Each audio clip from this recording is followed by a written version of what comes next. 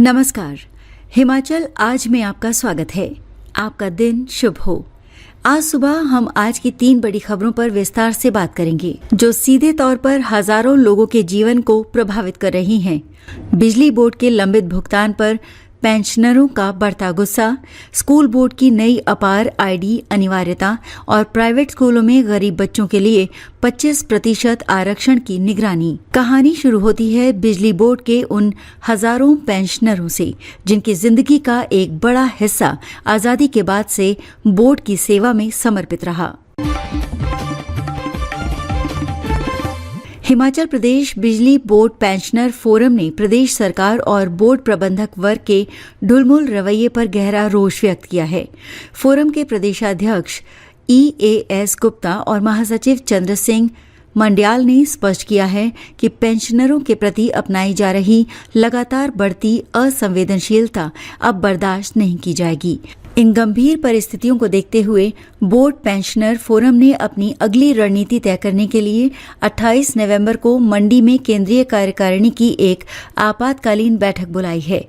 सबसे बड़ी चिंता वित्तीय देनदारियों के लंबित भुगतान को लेकर है। फोरम के प्रेस सचिव अमर सिंह भलैक ने बताया कि 70 से 75 वर्ष की आयु वर्ग के पेंशनरों को आज तक उनके एरियर का 30% भुगतान नहीं किया गया है और 1 मई 2022 से 30 जून 2024 तक के देय भुगतान भी लंबे समय से अटके पड़े हैं।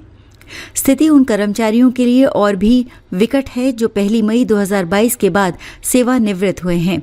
उन्हें अब तक ग्रेच्युटी और लीव एनकैशमेंट जैसी बुनियादी चीजें भी नहीं मिली हैं। इसी प्रकार जो कर्मचारी 1 जनवरी 2016 से 31 मार्च 2022 के बीच रिटायर हुए, उन्हें संशोधित वेतनमान का एरियर भी अभी तक अदा नहीं हुआ है। कुछ श्रेणियों के रिटायरियों का तो 1 अक्टूबर 2012 से 31 दिसंबर 2015 के मध्य का वेतन निर्धारण ही लंबित पड़ा है, जिसे आज तक लागू नहीं किया गया।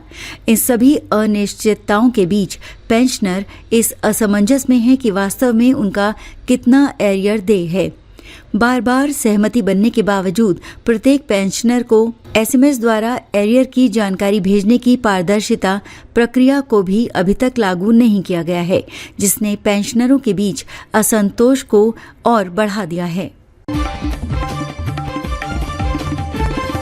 अब रुख करते हैं शिक्षा जगत की ओर, जहां धर्मशाला स्थित हिमाचल प्रदेश स्कूल शिक्षा बोर्ड ने 10वीं और 12वीं की बोर्ड परीक्षाओं के लिए एक बड़ा बदलाव किया है। बोर्ड ने अब अपार आईडी को अनिवार्य कर दिया है। इसका सीधा मतलब है कि दोनों कक्षाओं के ऐसे छात्र छात्राएं जिनके पास अपार आईडी नहीं होगी, उन्हें आगामी बोर्ड परीक्षाओं में दिक्कतों का सामना करना पड़ सकता है। स्कूल शिक्षा बोर्ड ने संबंधित स्कूलों को ये निर्देश दिया है कि वो छात्रों की अपार आईडी को उनके आवेदन पत्र यानी परीक्षा फॉर्म के साथ भरना सुनिश्चित करें।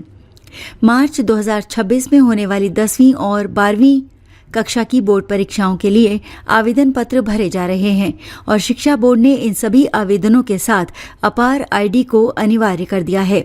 हालांकि स्कूल शिक्षा विभाग ने उन विद्यार्थियों को छूट देने की बात कही है जिनके आधार कार्ड अपडेट न होने के कारण अपार आईडी बनाने में दिक्कत आ रही है, लेकिन अन्य सभी के लिए इसे भरना अनिवार्य है।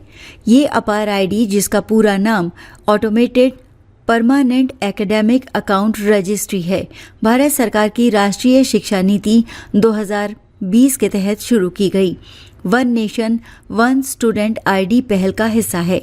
इस पहल के तहत प्रत्येक विद्यार्थी को एक यूनिक नंबर जारी किया जाता है। ये आईडी सरकार और हिमाचल प्रदेश स्कूल शिक्षा बोर्ड से मान्यता प्राप्त निजी स्कूलों के सभी विद्यार्थियों के लिए बनाई गई है और इसका उद्देश्य शैक्षणिक रिकॉर्ड को डिजिटल रूप से प्रतिबंधित करना है। और अंत में बात शिक्षा के अधिकार और सामाजिक न्याय की। हिमाचल प्रदेश सरकार ने निजी स्कूलों में कमजोर वर्गों और वंचित समूहों के बच्चों के प्रवेश सुनिश्चित करने के लिए एक महत्वपूर्ण कदम उठाया है। कानून के तहत प्राइवेट स्कूलों में कुल बच्चों का 25% कोटा आर्थिक रूप से कमजोर वर्गों यानी EWS के बच्चों के लिए आरक्षित होता है।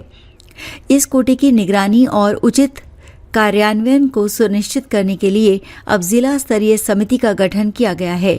स्कूल शिक्षा विभाग के निदेशक की ओर से सभी जिला उप निदेशकों को इस संबंध में ईमेल के जरिए पत्र जारी कर दिया गया है।